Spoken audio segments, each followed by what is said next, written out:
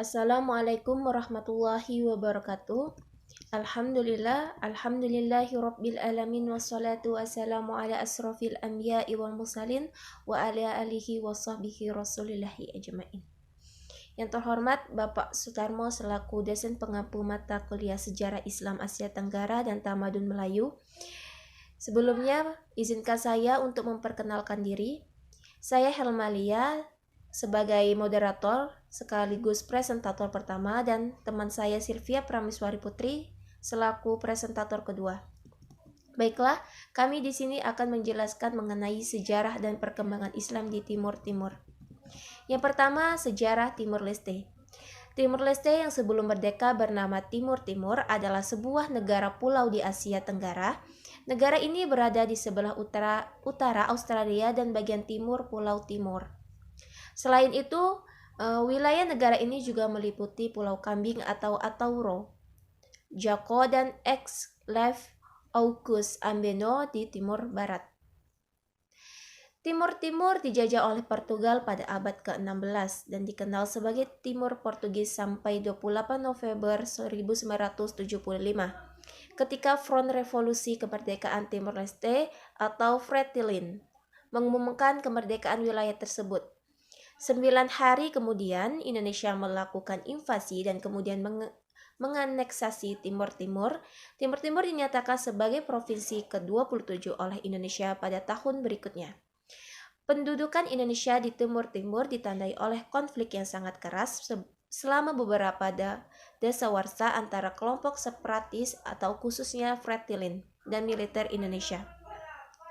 Pada tanggal 30 Agustus 1999 dalam sebuah referendum yang disponsori Perserikatan Bangsa-Bangsa atau disingkat dengan PBB, mayoritas rakyat Timur Timur memilih untuk lepas dari merdeka dan dari Indonesia.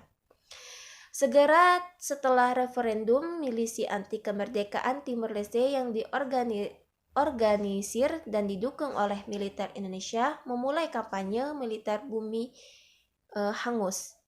Milisi membunuh sekitar 1.400 rakyat Timur Timur dan dengan paksa mendorong 300 rakyat mengungsi ke Timur Barat.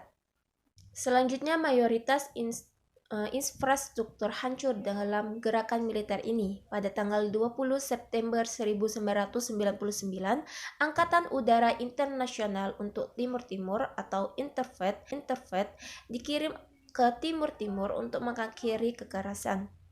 Setelah masa transisi yang diorganisasi oleh Perserikatan Bangsa-Bangsa, Timur Timur diakui secara internasional sebagai negara dan secara resmi merdeka dari Indonesia pada tanggal 20 Mei 2002. Sebelumnya bernama Provinsi Timur Timur ketika menjadi anggota PBB. Mereka memutuskan untuk memakai nama Portugis atau Timur Leste sebagai nama resminya. Lalu kita memasuki yang B, yaitu masuk dan berkembangnya Islam di Timor Leste. Masuk dan berkembangnya Islam di Timur Timur dari kedatangan pedagang-pedagang Arab dari Yaman dan Hadramaut ke wilayah Nusantara. Pedagang Arab yang datang ke Timur Timur adalah Abdullah Arif yang diperkirakan menetap di Dili sebelum tahun 1512. Menurut keterangan dari Haji Abdullah Basyarewan, ketika kapal pertama Portugis datang di Dili pada tahun 1512, kedatangannya di pelabuhan disambut oleh pemuka masyarakat Dili. Salah satunya adalah Abdullah Arif. Islam diperkirakan masuk di Timur Timur bersamaan dengan gelombang perdagangan. Perjalanan para pedagang waktu itu bergerak dari Aceh, Selat Malaka, Pulau Jawa, Sulawesi Selatan, Maluku, Nusa Tenggara Timur, Timur Timur, dan berakhir di Irian. Mereka berdagang sambil berdakwah. Pedagang Arab biasanya membeli hasil hutan dan perkebunan seperti kayu cendana, kayu manis, kayu kuning untuk membuat batik Jawa. Bahan pembuat lilin, kopi, kemiri, dan lain-lainnya.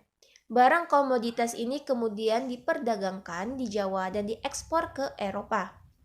Diperkirakan sejak adanya interaksi antara pedagang Arab dengan penduduk Timur Timur sudah ada yang memeluk Islam. Hal ini terbukti dengan adanya benda keramat penduduk asli dari benda-benda keagamaan atau upacara yang berasal dari tradisi keislaman.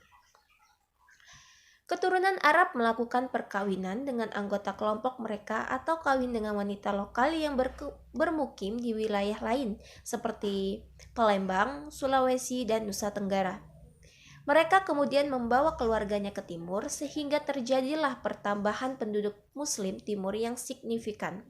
Kemudian mereka bermukim di kampung Arab Lesider di Dili. Untuk memudahkan komunikasi dan penyelesaian konflik antar etnik di kalangan Arab, diangkat seorang ketua yang disebut Letnan Arab. Letnan Arab yang pertama adalah Awad bin Umar al-Khatiri.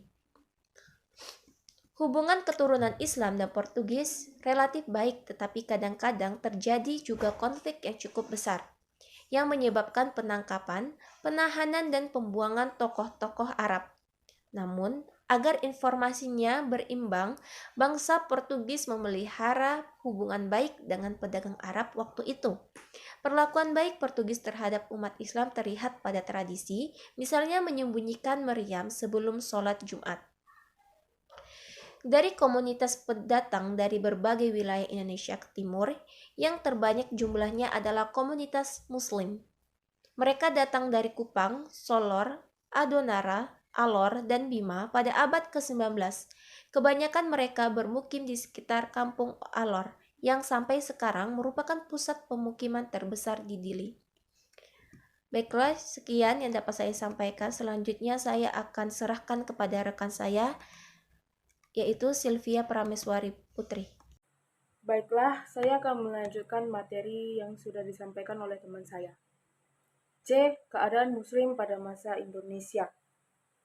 Timur Leste memiliki masjid tertua dan terbesar, yaitu Masjid An-Nur, yang sudah dimulai pembangunannya pada tahun 1995.